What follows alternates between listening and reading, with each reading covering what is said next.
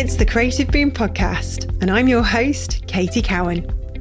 For episode 54, my guest is the illustrator and design writer Greg McIndoe, otherwise known as Headless Greg. Based in Glasgow, where he grew up, Greg graduated in 2020 during the height of the global pandemic with a first-class degree in illustration, no less, from the Duncan of Jordanstone College of Art and Design. Since then, he's picked up various awards and recognition. He was named One to Watch by D&AD and the AOI and won a YCN Student Award too. From graduation, he's gone immediately into freelancing and has so far worked with the likes of Ancestry, The Make Bank, Taiping and Creative Dundee. He describes his design work as being all about abstraction, and he loves nothing more than to play with shapes. Greg also writes for various creative publications and often broaches the subject of mental health and offers tips and advice to emerging creatives. Here, we can't help but chat about the pandemic and how it's affected us. But for Greg, there have been plenty of silver linings, as 2020 gave him the confidence to start his own business. We also talk of slowing down, distancing ourselves from social media, and why it's okay to talk about the things we all suffer from. That we're all the same. We're human. No matter where we are in life, we all go through similar things. We talk of overcoming rejection, finding our creative paths, and why we don't have to worry about being stuck creatively, as our careers have so much exciting stuff in store, if only we keep embracing opportunities and experimentation. Season 2 is kindly sponsored by Shillington, the original graphic design bootcamp with 6 campuses around the world, along with its online course. We'll be meeting one of Shillington's teachers later in the show to get some career advice. Meanwhile, here's my chat with Greg.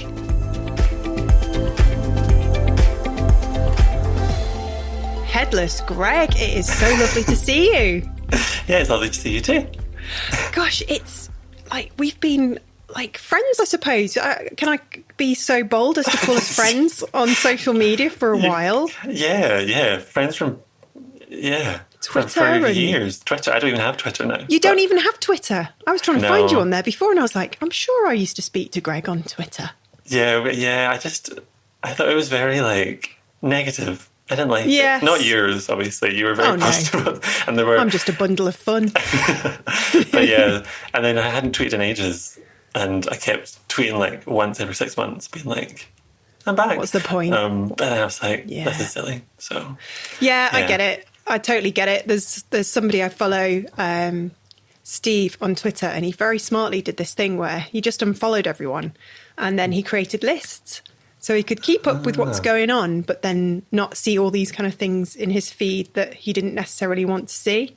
Because I think sometimes Twitter can really kind of spark lots of anxiety, can't it? Because you'll just go on there and it's just, depending on who you follow, it can be very, oh no, I was having such a nice day and then I went on Twitter. Yeah, because that's quite weird with it. It's just people giving their opinions, but in very short ways. Yes. It's weird. It doesn't really give much room for nuance and considered debate. It just seems to be like a lot of people being very shouty in one big room. And it can become a bit overwhelming at times. Anyway, so you graduated in 2020. Now that's something to tell the grandchildren. How have you been? Good. Yeah, to be honest, a lot better than I thought I would be, I think. I think time has just gone so, it's turned weird this past year. In some ways I think it feels forever ago that everything shut down and we found out we wouldn't get degree shows and all that. And so it was tough for a bit, but good now. Move on. Yeah, you did pretty much probably like the rest of us, massive shock to the system. Yeah. I mean, were you sat around the telly when, Doris? We all. I remember sitting around that. Well, because we'd already, I think, uni had shut by then. And then we kind of everyone knew because he took such a long time for who knows what reason. And then it was just odd. And then I think it was also this the summer was weird. The actual lockdown, to be honest, I didn't mind. See, finishing the degree in lockdown was okay because I had that to focus on.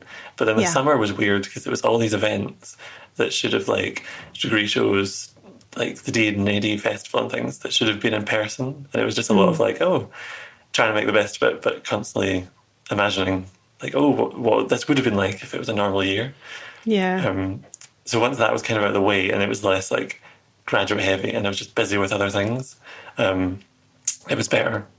Yeah. We're amazing, aren't we, us humans? We can we can adjust, we can survive, we can compartmentalize, we can sort of figure out a new normal. Yeah. And also I think that I speak to a lot of graduates, just like being friends with them or sometimes writing about them. And I think we're good at finding positives in things. Like, no, Oh, yeah. I don't think we'll ever get to the stage where we're like, oh God, we're so lucky that we graduated in 2020. But yeah, I think everyone has found their different positives. And I don't think I would have had the confidence probably to just be like, I'm going to be freelance, like full time after graduating if I kind of hadn't had to, because that was the only option. Right. I think I would have been like, I need to get a job wherever. It doesn't really, in that, Yeah, so we're just kind of gone different. Yeah, I was going to say, because you have had a successful time despite all of that. You know, you won to watch by the D&AD and the AOI, and you've won an award, and you're everywhere online. It's great to see. And you've been freelancing all this time. I didn't realise that that was out of necessity, but having gone through all of that with the pandemic, having the confidence, I suppose, when you're left with no choice, and you just got to get on with it, haven't you? Yeah, it has been good. I think it was, because I think, it's just taking that, like, it does feel like a bit of a leap to do that. And I think before, I remember even saying in my final year, before everything went wrong, that I didn't see myself freelancing. I just didn't think I had the mindset for it because it's so like unpredictable. Yeah. So I think that just kind of embracing that. But yeah, it has been really good. Yeah. Yeah, you've had a great time, and it's wonderful to see. And I suppose you understood early on the power of the internet and making connections online and putting your name out there. You write for various publications and blogs as well, and you just got PR very early on. And so I suppose on graduation it was probably a little easier for you because you already had a name out there. People knew of you. Yeah, I think I probably really realised that after finishing, that it was like because I guess I'd kind of built it from writing for places, or just a lot of the time you build it, you don't really notice because you're busy at uni doing work and getting drunk and things, and and then afterwards it was like, oh, that is, even if it's people, they're not like everyone that follows me on Instagram hires me to do something, or that I chat to. This was just really nice. Like it was nice to have that. Like it was a very supportive network, and I think you needed that online because you couldn't have it in person. So yeah, it did really kept me going a lot of times when it was very just scary, not knowing what I was doing. I mean, I still feel that way now. It's lovely having that online friendly creative community who you can just call upon, and hopefully they feel they can call upon us when we get stuck. And I do a lot of so I work for the Make Bank and I write online for them, so I speak to a lot of creatives who are like much further on in their careers, and you kind of do realise that everyone does feel that way in different ways, of just no one at any point knew exactly what they were doing, and they probably still don't know. Of course which is comforting. It's hugely comforting. I think that's one of the greatest veils, isn't it, in the creative industries, which I think has definitely been removed of late. That these people who are so established in their careers and seemingly doing really well, actually they have the same, insecurities and moments of doubt. They're human. It's what we all suffer from, sadly. Yeah, and it's just kind of good to remind yourself of that a lot of the time, because you kind of, and social media definitely makes that just so much, it like heightens it so much. Oh gosh, yeah, it can be very toxic. Yeah, and just because also then you realise that you do it yourself. Well, like, not that anyone's doing anything wrong, but everyone puts their best life out there. So I think eventually at some point you realise that actually, like there's been occasional times where I've not really been feeling that productive or that great about work or whatever. And then I speak to someone and they're like, oh, you're doing so amazingly, like, blah, which is lovely. But it just makes you realise that contrast of sometimes how you feel and how people perceive you. So you've got to remind yourself that it works both ways kind of thing. Definitely. And you know, we're all prone when we're in our sort of weak moments. We're all prone to sort of, I don't know, maybe overthinking things about social media and forgetting that social media isn't real. So there might be somebody that doesn't follow you, who you're friends with in real life.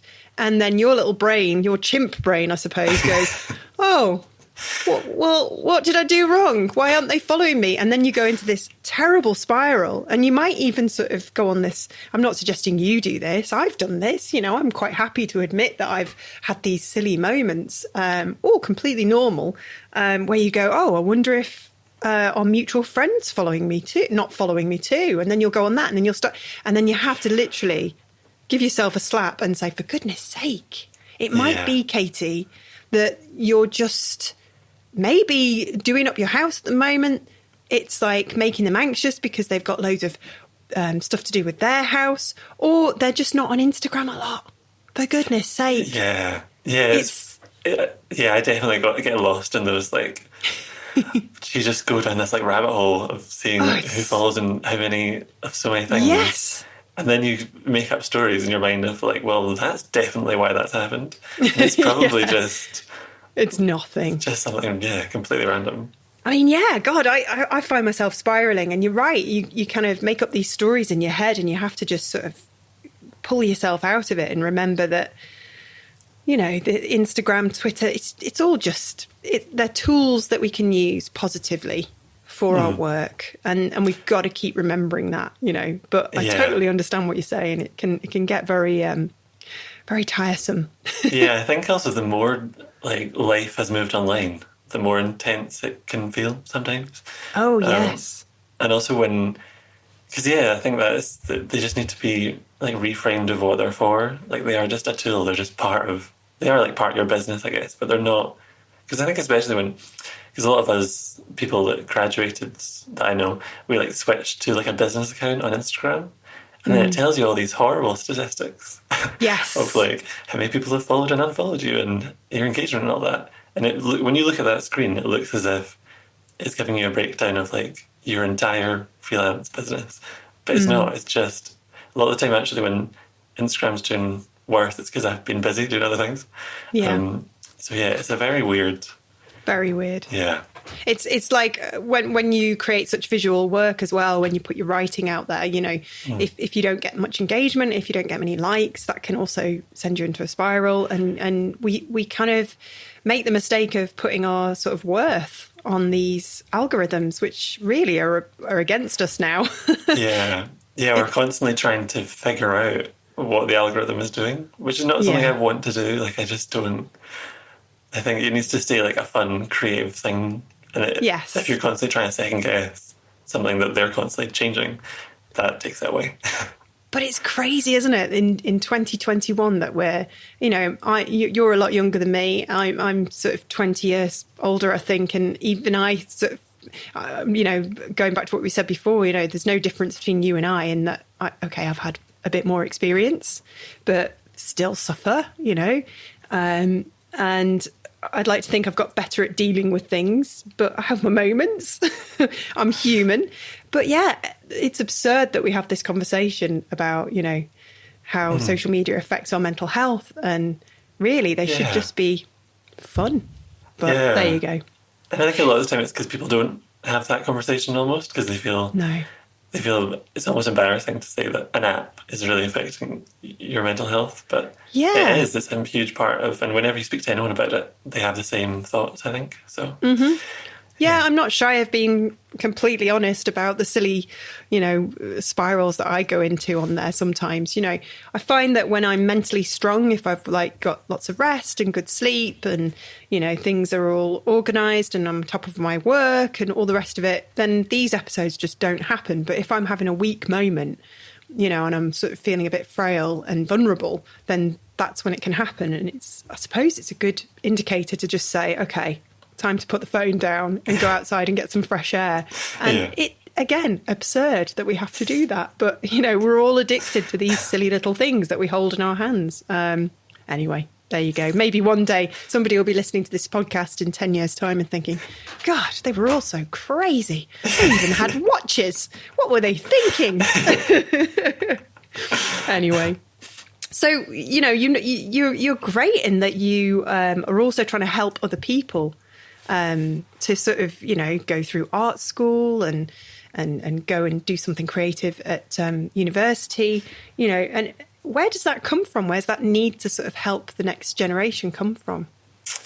I think just realising the privilege, I guess, that I have. I think going through everything that happened in just 2020, and just going through art school even before that, I think it's hard not to realise that there are some issues with just the amount of privilege that you need to go to art school.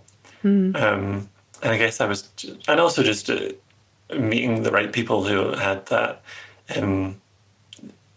project already running, with the Make Bank, and getting connected with that. It would just make me realise way more how big an issue it was. And I just think I thought I could help in some way. That's great. Actually I met, I met Kirsty Thomas, who runs the Make Bank, in 2019 at the Dundee Design Festival. Because she was actually my tutor at uni, who I was doing my dissertation with, was her husband. And we just met through that. And then we chatted about doing, maybe doing a bit of writing, maybe having some blog posts for the Make Bank. And then there was kind of a plan, and then we dropped it. And then a year later, we ended up chatting again. And then I got involved with that, and it's just kind of grown from there. But I think the need to, or the want to do it was also, I think it's sometimes, it's great when someone high up in the industry wants to help, and wants to chat to you, but it can sometimes also be intimidating in a way, depending on who it is and how well you know them. And sometimes that it's just, I think that can be quite overwhelming if they're saying, here's what I've done in the last 20 years or whatever. But I think speaking to someone who's quite a bit closer, who's maybe just entering, can be quite just as useful in some ways to give you. Oh, massively helpful. So yeah, I think that answered. That seemed a bit of a tangent, but I hope that answered the original question. No, it's great. I mean, this is what people need. They need to feel like they can relate to something, and that they're not alone. And you've done that through your writing and what you share on social media, and it's very honest as well. And you're not shy of talking about your mental health too, and the problems you come across, and things like dealing with rejection, which is something you talked about with when you graduated from art school. Yeah. So I think because it took me 3 times to get into art school, because I didn't really know. So after school, instead of a final year, I went to college and did a portfolio course, and I applied after that, but didn't really apply to the right courses. Really, I think that I wanted to stay in Glasgow, probably just because I was 17, and I didn't. That just wasn't the time. I don't know what I would have done if I'd moved out. It would have been a mess. And then I took a couple of years out. No. Then I went to college and did graphic design and applied again. Yeah. But didn't get in. And then eventually, so it was it does really hit you. Yeah, and then of course I had it does.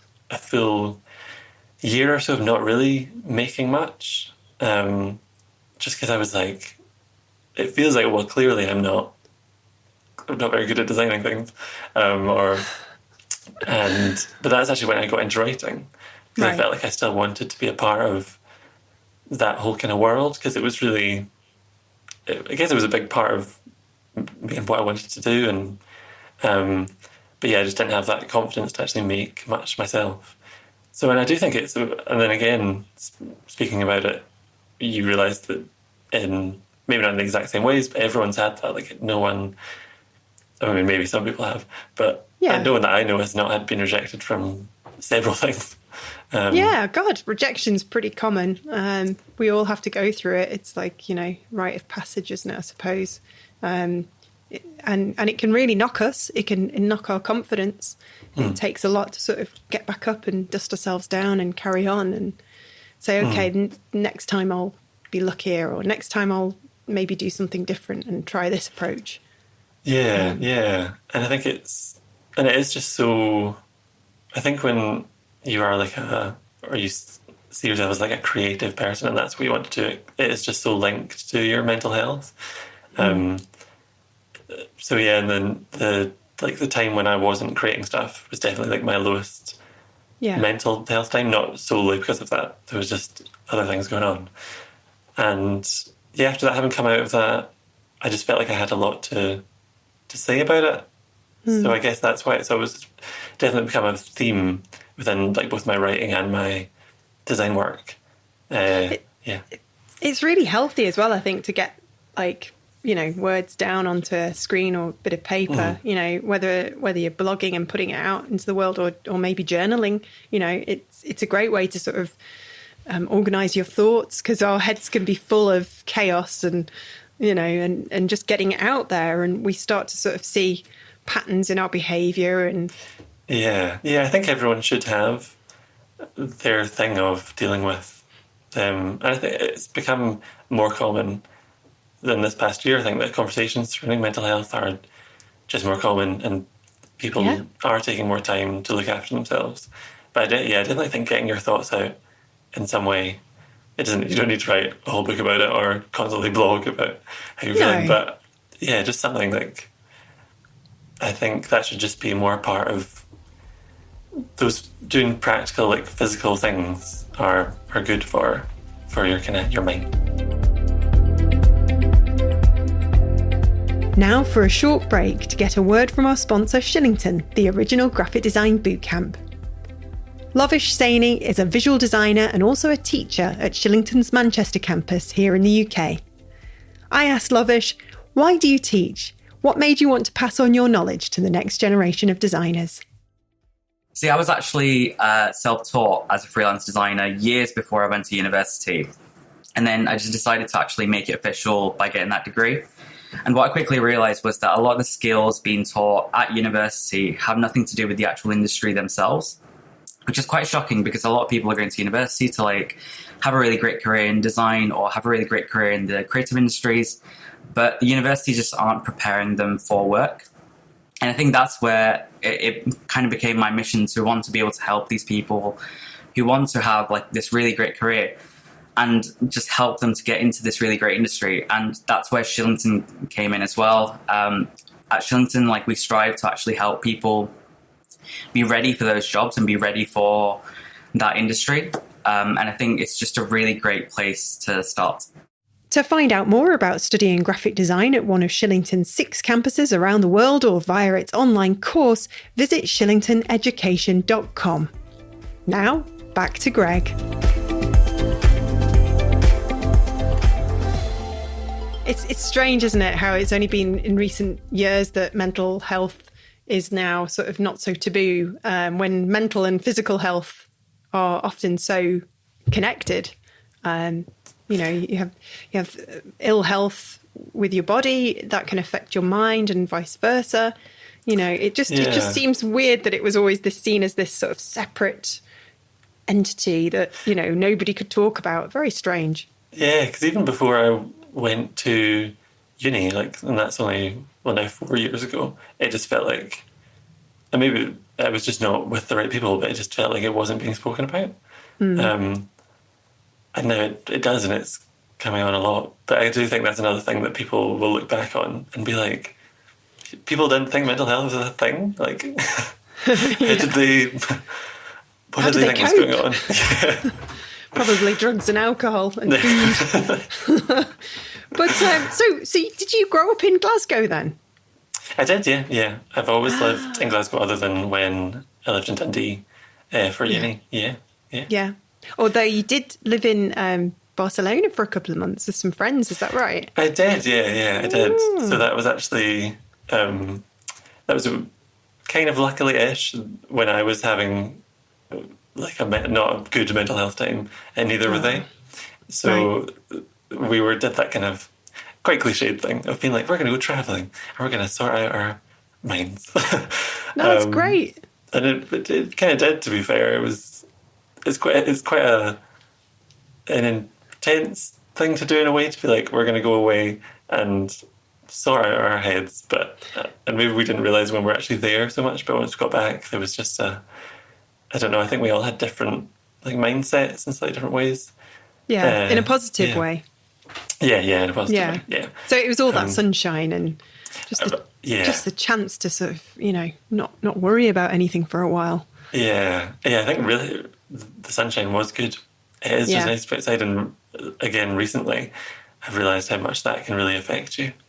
Oh, gosh, yes. I mean, for the purpose of our listeners, we're recording this lovely interview on the 25th of May. So May in the UK has been quite wet and miserable, hasn't it? And yeah. I don't know about you, Greg, but I'm like, oh my goodness, I'm fed up. I really am fed up. It's not like the first lockdown when it was like glorious weather and we were like, this isn't so bad. I'm growing herbs from seed, and I'm making smudges and sitting in the sunshine and feeling quite relaxed. There's no aeroplanes going overhead.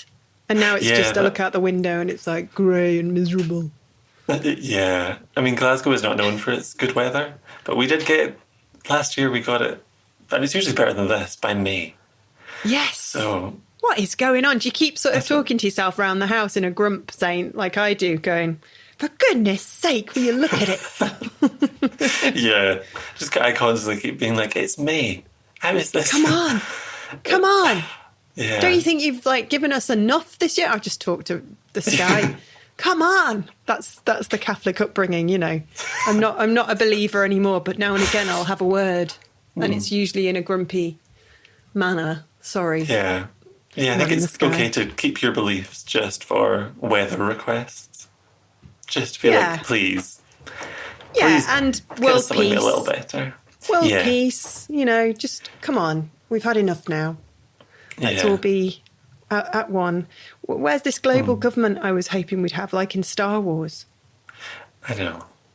It's just, a bit of peace and a bit of sunshine. That's all we'd like. That's all we want. And for more likes on Instagram. Now, so how else did you sort of cope during the pandemic? Apart from having nice sunshine, was there any kind of new hobbies that you took up? Or? I mean, I think I probably didn't take. I think actually creative things were a good kind of output a lot of the time. I think I definitely had to come up with new coping mechanisms, I guess, because before kind of being in a better place, in the world being a better place, I was easy just to, if I was ever having a bad time, just to meet someone for a drink. But not being able to do that, you had to just be a bit more self-sufficient, and I think put things in place that were ongoing that would make you take breaks, kind of just the usual things of going for walks and taking baths and just switching off self-care. A bit. Yeah, self-care is a real thing. Oh, it really is. Yeah. I think we've kind of discovered that even more last year, and just gave ourselves permission to slow down.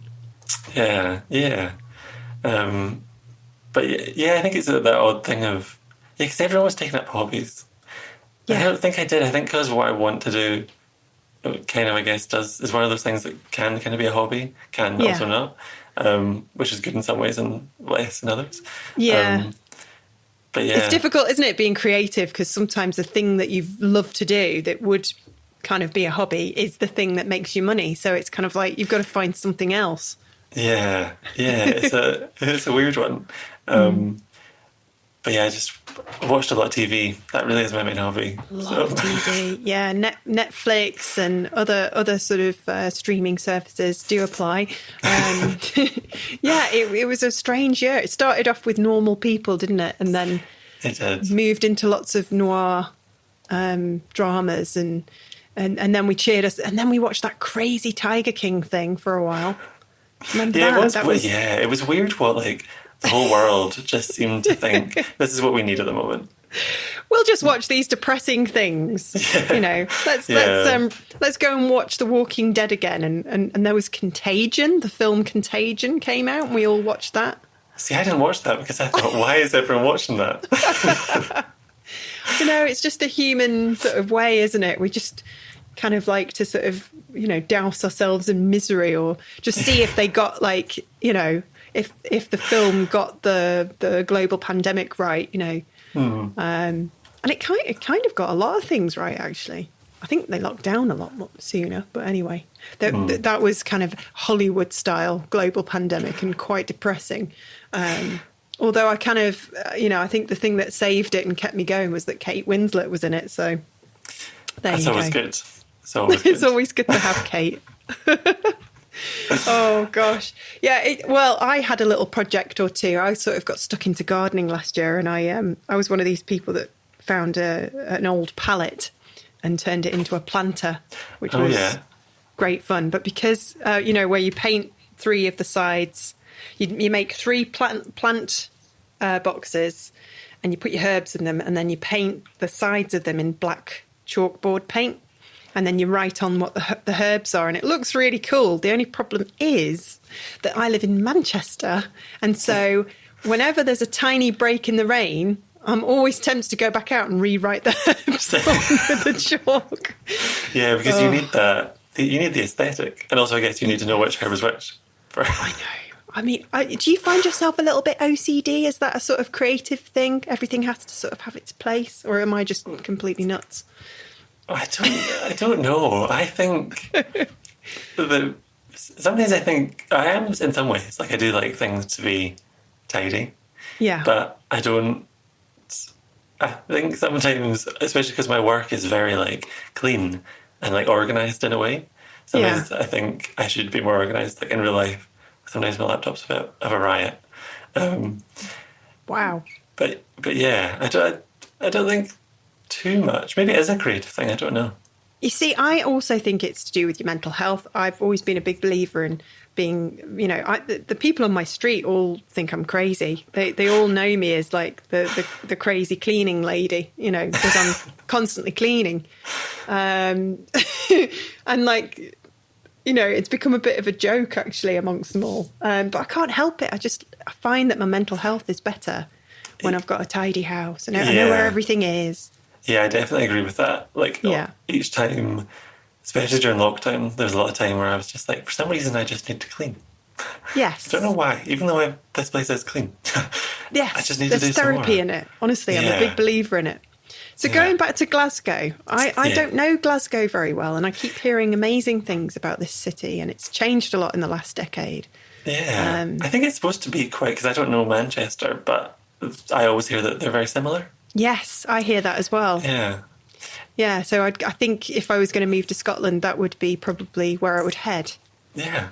Well, you'll be more than welcome. I'll show you all the best parts. Oh, yes, please. I'm going to come up actually that way because there are a few people in Glasgow I want to meet. And, you know, as soon as things sort of calm down a bit, I think train journeys and you know, bring the old folding bike with me and just go on lots of little awesome adventures. But what's the creative community like there? I think I definitely feel more connected to the Dundee community because that's where I studied, and I've found it easier to connect with just because Dundee is so much smaller. Mm-hmm. So I think I'm more used to living in Glasgow and being a bigger city, and I think I prefer that as a place to live. But yeah, Dundee did, and like I've done a few jobs since graduating that were kind of local Dundee things. And the next big thing I'm doing actually is the Dundee Design Festival. Oh, great. So I'm involved with them like for the next few months actually until it's in like the end of September. Oh, great. Fingers crossed it's all going to be. Yeah. It's quite it's interesting seeing I've had like a couple of calls with them so far. Yeah. And it's just interesting seeing how they're organising it because it is very like physical. Like the plan is for it to be a physical festival, but everything is also kind of backed up with a digital kind of plan B, which can also run alongside it, assuming everything goes well. But yeah, it should be really good, and it sounds very interesting. All their ideas. So just to be in a room with lots of other people and looking at art and design and just the simple pleasure of. Yeah, I mean, it's been quite nice when things have started opening back up, seeing people's. That's the thing I've really enjoyed seeing on Instagram. And then getting a little bit of a case of FOMO, where people sort of take pictures and videos of them going through galleries and seeing, Yeah, I think we've majorly had that in Glasgow because we're in Scotland. We're the only place now that we've been like held back a level. So we're not allowed to go inside people's houses or drink inside, or there's lots of things that we've not quite got to because Glasgow's not doing as well with the cases. But I'm sure they'll fix it. I think they're in the process of fixing it. Yes. But yeah, that is another time where Instagram does get odd because it's lovely that people are having a great time, but then you're like, I don't want to see that. No, I get it. And sometimes that's where the mute comes in handy. If there's always someone. I've got a neighbour. She's across the street. She's always doing something. She's always going somewhere interesting. She's just one of these amazing people. Whereas I'm like looking out the window at the rain, going, "Oh, I might just stay in again. I'll just stay in my cosy slippers." And she probably looks at you and thinks, "Our house must be so clean." And she probably thinks I need to go and get a life. That's all I do, clean and do podcasting and look on Instagram and go, well, she's still not following me. Don't know what I've done wrong. I mean, for goodness sake. Anyway, let's talk about your work because you've got a gorgeous style. I really love Thank you. Yeah, there's this abstraction, as you call it, and you play a lot with shapes and cute eyes, which of course I love because Creative Boom's got the cute eyes. It's something we share in common, and it's very kind of distinctive. And can you talk us through? Yeah. I actually like at the beginning of the year I was like doing a bit of a rebrand. Ooh. And I had like different ideas just for my own logo and stuff. And one of them was just going to be a pair of eyes. And I was like, oh, that's so cute. And then I was like, oh no, that's the Creative Boom logo. Oh, I would have had my law firm, come down on you like a ton of bricks. No, come on. It's really funny. It's really cute, actually. There was a chap that got in touch on Twitter the other day. He sort of copied me in on something because somebody had launched their new website, an identity, and it had goggly eyes, and the eyes move on the website. Oh, yeah. And they bless them, they said this looks a bit like Creative Boom, and I just tweeted from Creative Boom, my lawyers will be in touch in the morning. And then got in touch with this nice lad privately and said, if it went over your head, that was a joke, and lovely to meet you, and followed him and shared some of his recent work or something, and we had a laugh and talked about it. But that's happened a couple of times over the years. People have got in touch with me privately and said, this website has eyes and they move, and I thought you should know. And I'm like, it's okay, I don't care. There's such a universal, wonderful symbol of expression. You should have done that. You should have absolutely done that. There's still time. I could. Well, then I came up with something that I liked as well. You came up with something better. Just say it, Greg. I won't take it personally. No, just something different. Something that different. Worked okay. Just as well. Very, very diplomatic. Oh, I love it. Go on. But yeah, the eyes have become a bit of a thing, a bit of a staple for my work. I don't know exactly where it came from. I was thinking about this recently. You were inspired by Creative Boom. Stole my idea. Well, I think they're just so that they're a lovely way of like conveying something very simply. Yeah. And can, you know, like we have loads of different versions of the eyes, which we've never really sort of done much with. But just a sort of tweak of a where it's looking, or you know, adding an eyebrow maybe, it can just completely transform what it's saying. I love it. Yeah, it's actually fun for the design festivals. I'm going to be working on one of the things I'm doing is like character design, but we're going to be doing it in a way that is kind of noticeably different from my usual style, because it's not a Headless Greg festival. Right. So they wanted, and I'm keen to explore like other ways of doing things.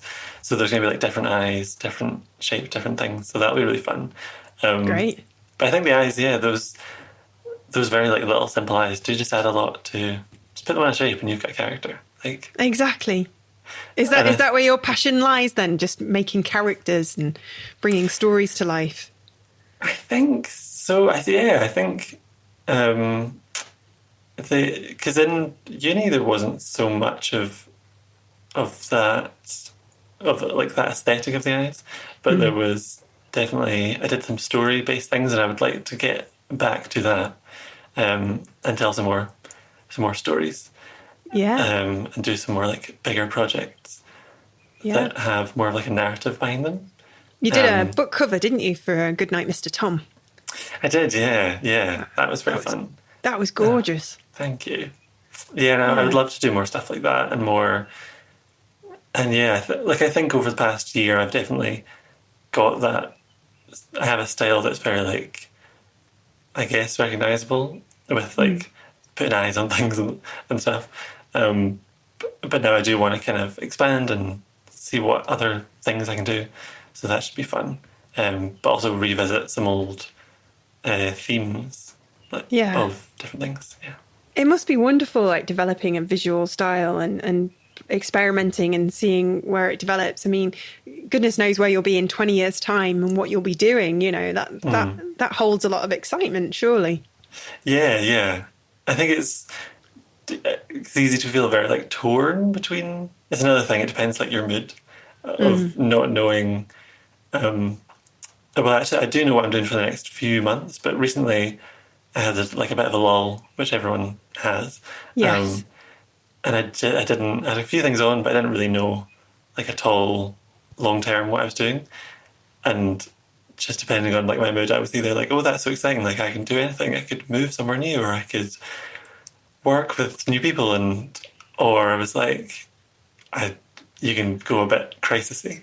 I just feel like I don't know what I'm doing. Someone tell me. Yeah. It was on the Very British Problems Twitter account this morning. Something like, you know, I hope this email finds you well. And the reply was, I am exhausted, send help. Which I thought was brilliant, because I think we've all been feeling like that this year. It's definitely. Just, we all need a big holiday, don't we? Yeah, we do. What are we going to do when the whole country just decides to go on holiday for 2 weeks in August? I mean, we're all just going to have a great time. Maybe people will want to just swap with us. Maybe we should find a really nice country and we'll all just swap. Yeah, that sounds good. Well, somewhere that's green. Yeah, somewhere that's green, sunshiny. Oh, sunshine. To just sit, you know, we don't get the sunshine in our garden here. We have to go and sit on the doorstep. And at first, when we moved here, that was one of the things that, you know, I negatively didn't embrace, you know. And then over the years, I've come to really appreciate it, because it's a very kind of very sociable spot. So you go and sit, just perch on your doorstep in the sunshine. There's like this lovely window, a couple of hours, you know, usually it disappears at about sort of, I'd say 6:30, 7:15. So after you finish work, you can go and sit there, cup of tea or a beer, depending on what day. And the neighbours there, and you just catch up and you have a chat, and I just miss that. At the moment, the street is just so quiet because everyone's sort of gone into sort of, you know, hibernation mode. Yeah, and I think there's also that feeling of like a kind of fatigue of everything, of just people not really especially when it's still kind of tricky to make plans and Yes. the weather's not great. It's a weird... Booking tables Weird at time. restaurants when you just want the kind of, especially if you're introverted like me and you prefer not making plans. You just like to be off the cuff, right? Do you fancy seeing if we can go and eat there, right? Or go for a drink there? Yeah. And now it's like, must make plans. And it's like, oh no, plans. When it's in the sort of diary, you're like, oh, can't be bothered now. Because you don't know how you're going to feel on the day, do you? Yeah. I do miss being able to just do like something more spontaneous. Like just go for a drink and also just meeting random people. Now that feels very weird. I don't know how you really meet people now, but it'll all come back, I'm sure. It'll come back and we'll all forget all about this and we'll just be skipping and dancing. We'll probably take things for granted again. You know, we'll probably forget to slow down again. But on the flip side, we'll probably have a good couple of years where we just like, yes, this is brilliant, hopefully.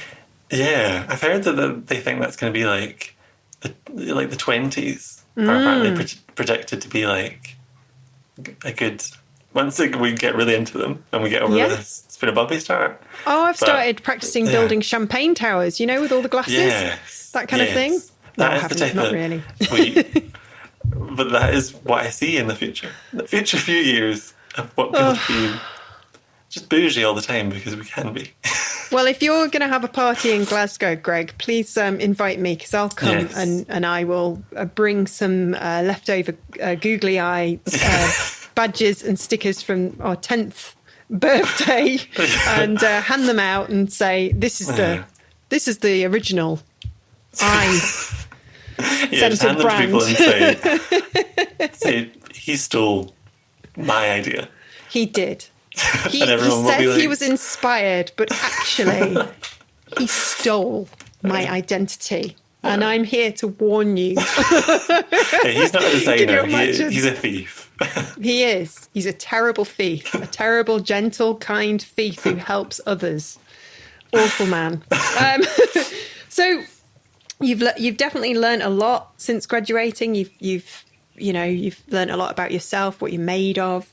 Do you have any goals moving forward? Now that we've sort of put all that behind us and we're feeling quite positive, although knackered, but we're all feeling optimistic. I do, yeah. I try not to have too many because I think it's overwhelming. Yes. But yeah, I'd like to... But mental health is one that's like a theme like that, as we've said, like I do talk about and design about a lot, and it's definitely something I want to revisit.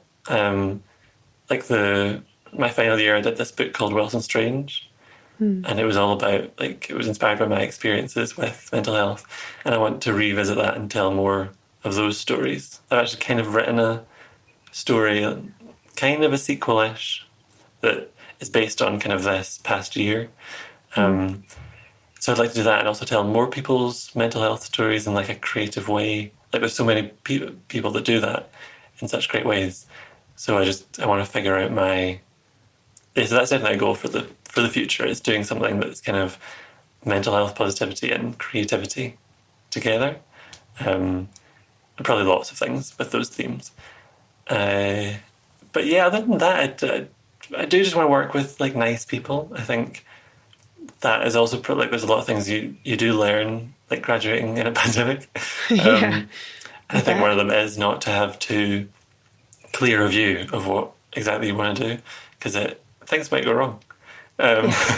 So yeah, I've worked with some really, really lovely people, and that's been good. So yeah, I just like to do more of that, really.